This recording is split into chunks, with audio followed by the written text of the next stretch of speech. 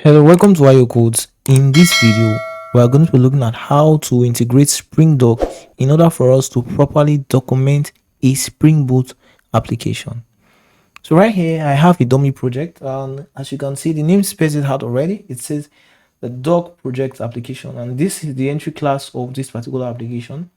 And I have a controller class that exposes a couple of different endpoints, and inside of these different endpoints, we have a couple of um, HTTP methods that can be called. So we have for the get mapping, we have for the post mapping, and we also have for the get mapping as well. And now we have a global exception handler, which is a REST controller advice that is used to handle the different exceptions that can be thrown by our application. And finally, we have a list of exception classes. Okay, I don't want to have to go all through this code for now, but then again, if you don't already have an application you are trying to document, you can simply head over to the official GitHub repository of this channel and you want to go to the Spring documentation project. I will as well be including the link to this GitHub repository in the description of this video, so you can go ahead and clone this repository to follow alongside this video tutorial. So enough of those stated, let's move back to our application. So right now, what I have inside of my build.gradle file, because I'm making use of the Gradle build, is just a simple Spring Boot starter web dependency as alongside the different tests, which we won't be making use of for this simple application. But what we need is the Springdoc dependency. So we're going to move over to the browser again. I want to search for Springdoc dependency. So we're going to have Springdoc Maven dependency.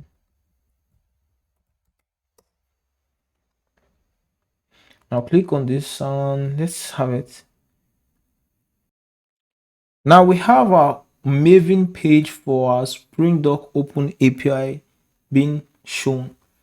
And we can see that we have a couple of different dependencies and we have the different usage for these different dependencies. Now, it all depends on the application you are developing. In our case, we are simply developing a Spring Web MVC application. And because we want Swagger implementations and the Swagger UI to be displayed, we are going to be making use of the Springdoc OpenAPI Starter Web MVC UI. Okay, so this particular dependency is what we are going to be making use of. However, in the case where you simply want OpenAPI functionality, without that you can make use of the core, or you can make use of OpenAPI common.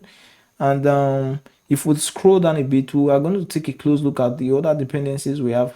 Take for instance, you are building a Spring Webflux application and you want to go for the Webflux UI or the OpenAPI Starter Webflux UI. And we also have for Spring Data REST application. As you can see, we have Springdoc OpenAPI Data REST. These are for Spring Data REST applications.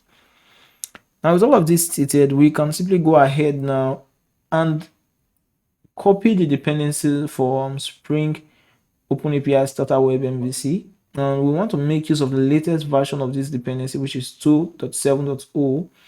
And we are going to be making use of Gradle, as you can see. But if you are making use of a build tool as Maven, you click on Maven and copy the whole of this. But I'm making use of Gradle short, so I'm going to highlight the whole of these dependencies. I'll copy it and will simply move back to my application to paste it inside of my build.gradle file. So I'll simply paste that implementation right here, and let's simply rebuild our Gradle project.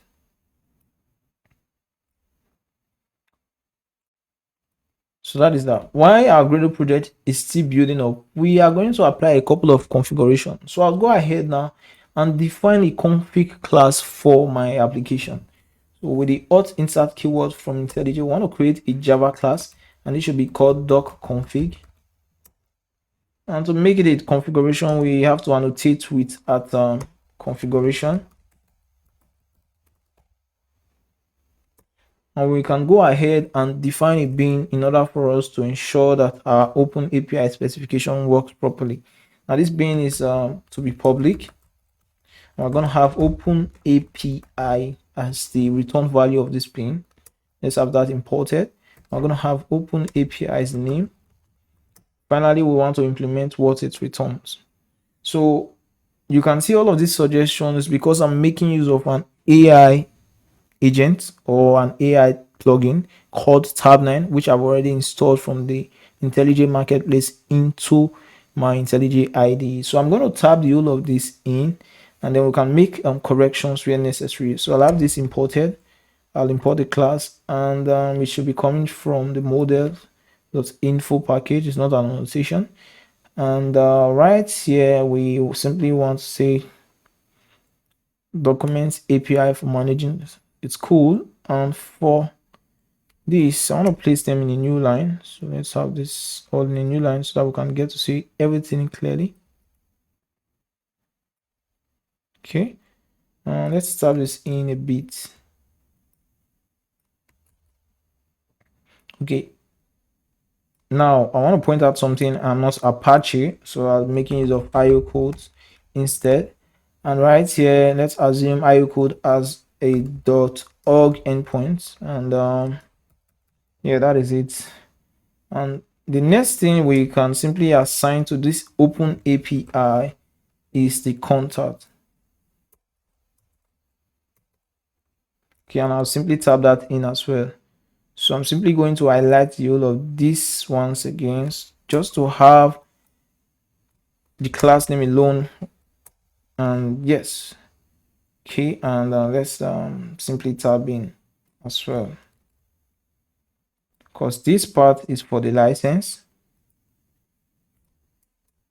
and this other part is for our contact. And finally, we can end with a semicolon. Now there are other feed variables that you can add to this info, such as the external docs. As you can see, if I'm to put, we have terms of service, so I'll just tab that in as well. And then we have external documentation. You can make use of that as well. And I will simply just do that right here. So these are what we have. It should be external docs, not let's take this part of the picture.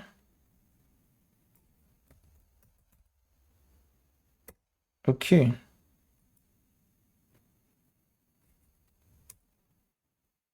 Okay, and here we are all good to go. So we have the info for our open API instance. We have the title, we have the version, the description, the license, the contact. We have the name of the contact, the email of the contact, the URL of the contact, the terms of service, the external documentation, and that is that for our open API configuration. Now the next configuration we want is the one we are going to simply define inside of our application.yaml file. But I want to go ahead and create a separate configuration file for this inside of our resource directory. So I'll simply click on insert. I'm going to create this file and I'll simply call it application.springdoc.yml. The reason I'm doing it this way is if we are to take a close look at real world application, you discover that the configurations that have been defined in the YAML file are so numerous, and I want to have a separate kind of responsibility application. So I'm going to have a Springdoc properties defined right inside of this part. So we're going to have Springdoc,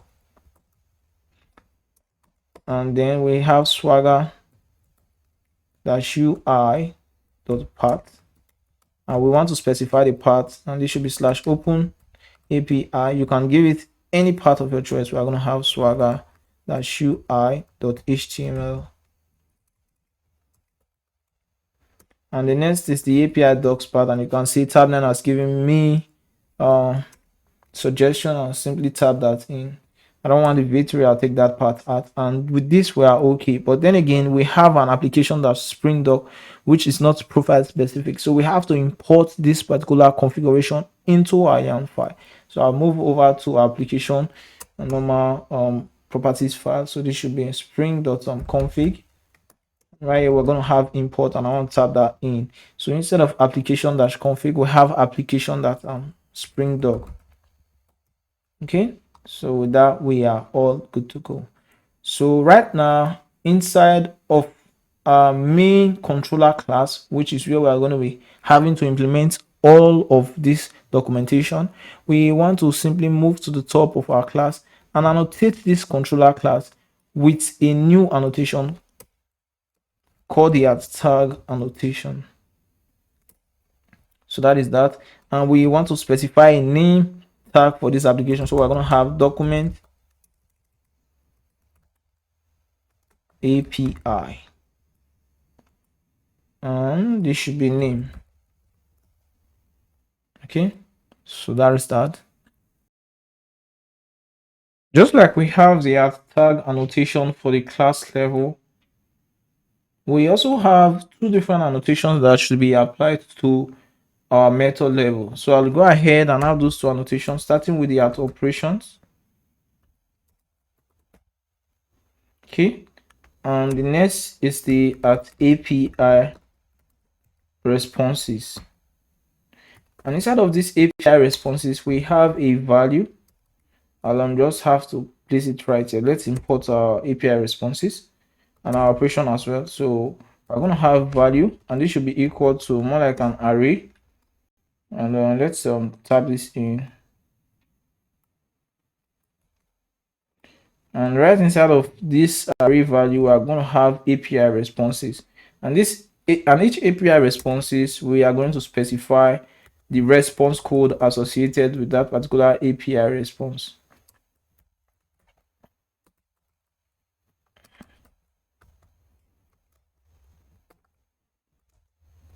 And this should be in string format. Have to correct that, followed by the description. Okay, and in this case, we know that our function, which is the get document, returns a set of predefined documents. So we're going to say returns a set of predefined document types. Because it happens to be a 200 response, we want to say successfully returns a set of predefined document types. Now the operation will also take in a description, so we are going to have description as well. So let's specify the description, and this should be equal to, say, a simple endpoint method used in retrieving a list, perhaps a set of predefined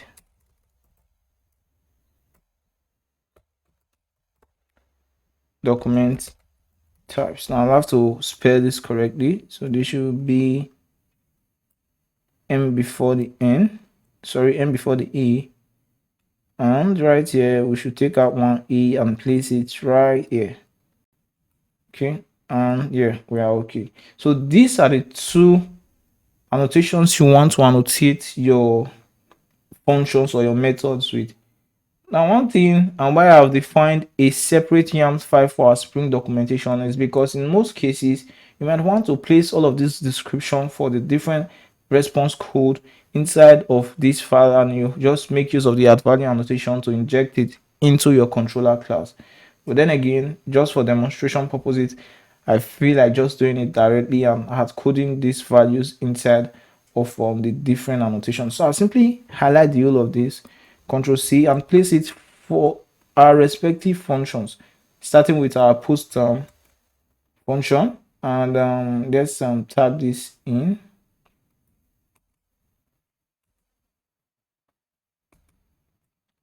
And for the last function, which is our get function, that simply returns a single type, I'll also push this in as well. So in this case, we have a 200 and successfully returns a single, let's correct this,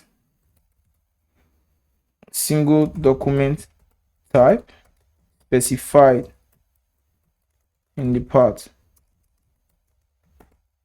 And I'll just clear the other ones. So that is for a scenario whereby the document type exists. If you take a close look at what we have, it shows the document not found exception indicating that this particular document that has been specified in the path is not found inside of our list or set of predefined document. So we want to also include that API response as well. So we're going to have at API response. Okay, we're going to have a response code, and this should be equal to 404, and says returns a status of not found in the case where the specified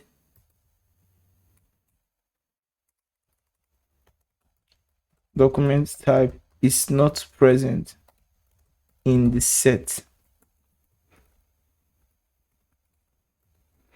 Okay, let's correct this. And yeah, that is that for our response code of 404. So we've done for our get mapping. So let us move over to that of our post mapping. Okay, a simple endpoint used in creating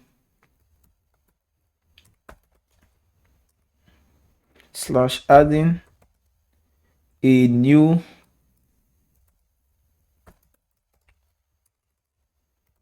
document type to our predefined document types. Okay, so this is what it simply does. Firstly, it checks that the size of this document types is not already greater than or equal to 10, and if it happens to be so, it throws the document list full exception. And we can see this particular exception has to do with the server, right? So that response code would be a 500. But in this other scenario, we have document format not accepted exception, indicating that the client have provided a wrong document format. So this exception should be a 400 exception because it's coming from the client side. So I'll simply have this at API response. We also want to pass in the response code. I'll just simply go ahead and copy the whole of this and make corrections where necessary. So we have this, and yeah, we are going to have a 400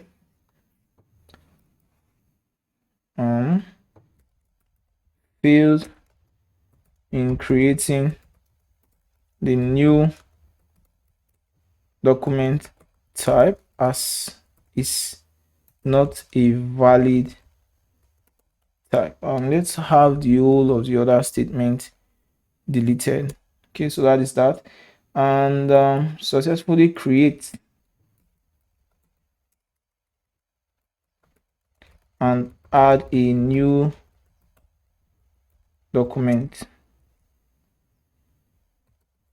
to the set, and we can take out the other part from the picture as well. And this should be a 201, because if you take a close look at what we have here, we can see that we have a response status of accepted. Okay, now the next thing in question is to now provide the last response type. So I'm going to highlight that and place it right here, and that response type is of 500. Okay, and internal server error occurred while creating the new document type. So that is that. And with this, we have properly made use of Springdoc to document our project. Now I'll move over to my application class and start this particular project, and then we can take a close look at the UI that Springdoc and Swagger provides for us and test all of this in a jiffy. Right now our application is running, so we can open up our browser to test the Spring UI Swagger implementation. So let's move on to our browser. I want to move on to this new tab and simply move on to localhost 8080 at first, so we can see the list that our endpoint at first gives us. So this is a pretty print form. I want to move back to our main application, And inside of our Springdoc YAML file, we want to copy the Open API part at first, Control C, and moving to our browser, we are going to have that pasted here. So when I click on enter, you can see the Open API endpoint, and it specifies all that we've defined both for the Open API documentation, and then it specifies the different parts. We have the tags associated with one of the controller class that we had in our application, which was the only controller class, and we specify the document API. You can see other things such as the operation ID, the description of this particular method, which is the get document method, and then we can see the different responses that this method returns. Now this is all in JSON format, but we want to see this in a view format, so we have to move back to our YAML file again and copy this part. Now before we go ahead and see how it looks inside of our browser, I want to point something out at first.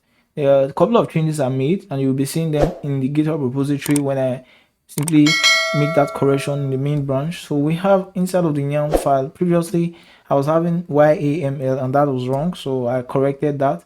And in addition to that, inside of our doc config, I previously forgot to annotate our bin with the bin annotation. So you can go ahead and implement that on your part. Or perhaps yeah, you can take a close look at the full source code at the end of the day to see where these discrepancies might occur in your part. So moving back to our browser, I want to move here and paste in that other part, and then I'll click on enter.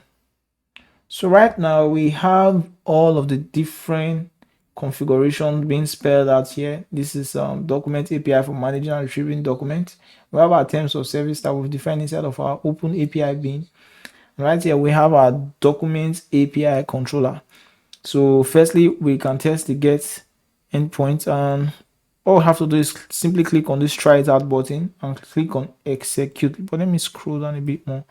When I click on execute, we have a request being sent back to our server, and we have the list of the response body, and we got a 200. Okay, so that is that for the get endpoint at first. Now the next one in question is our post endpoint for creating a new data. Now what I want to do is simply pass in my string, so I'll have to click on try it out. And before we do just that, let's quickly take a close look at the different fits that is, or the different code that it returns. So it says successfully create and add a new document, because I at first mistook 201 for 202. So pardon me, I'll make corrections to that. What we need is 202 and not 201. So inside of my API response, I'll go ahead and define that. Now for this failed in creating new documents, this 400 is a bad request, and I've simply made use of 422, which happens to be unprocessable entity. I just have to check it up again inside of this HTTP status codes website in Braco. And when I scrolled all the way down, so I had to refresh my memory on this different 4xx client error, and so I saw 400 was bad request, why 422 happens to be unprocessable entity. So I'll make that correction as well again. So moving back to my testing phase, we want to send a request to add a new document to our set of documents. So to do that, we want to simply pass in one of the acceptable document that has been defined inside the order set, and that should be doc x. Okay, and I'll simply execute. All right, now we have our response, and we can see it's a 422 response, which is an unprocessable entity. The reason for this is because we mapped the exception that was thrown inside of our exception handler to return an HTTP status of unprocessable entity. So that's why we have the 422, and you can see we have undocumented. That is one of the reasons. So I'm supposed to make use of 422 inside of my response API to ensure that this description will be applied right here. Okay, so it says document format not accepted provided document is not accepted, which happens to be docx in quotes, and we don't want that. See, list of acceptable documents includes the following: docx, zip, txt, rar, and so on and so forth. So I want to move back to the string we provided. So I want to take out these double quotes. Okay, we simply want to scroll down a bit and then click on execute. So right here we have a 202, implies that it has been created successfully. So 202 right here, the description simply happens to be accepted. Okay, so that is that. And now on one final note, we want to simply take a close look at the getting of a single document. Now to simply get a single document, we have to specify the type as the parameter, okay, that will be included in the path. So the type in question we want to make use of will be the docx. So we are going to have docx, just the one we've simply created prior to this moment, and I'll click on execute.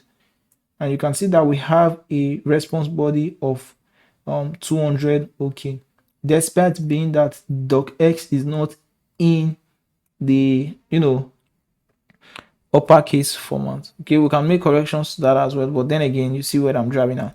So right now I can change this value and place in PDF. Let's see what we are going to be having. Not right there, but inside of this box. So I'm gonna have PDF, and when I click on execute, we should have the same thing as well. So we have a response body and we have PDF. Now the reason why we had docx like that was because inside of my controller class, before storing it inside of the set, I failed to turn it to, I failed to convert it to uppercase. So this should be to uppercase. Okay, now this looks repetitive. I can go ahead and just change the value of document type to be its uppercase value. So I can just simply take out this part, Control C, and we should have document, and it should be equal to this. Let's correct the spelling of document.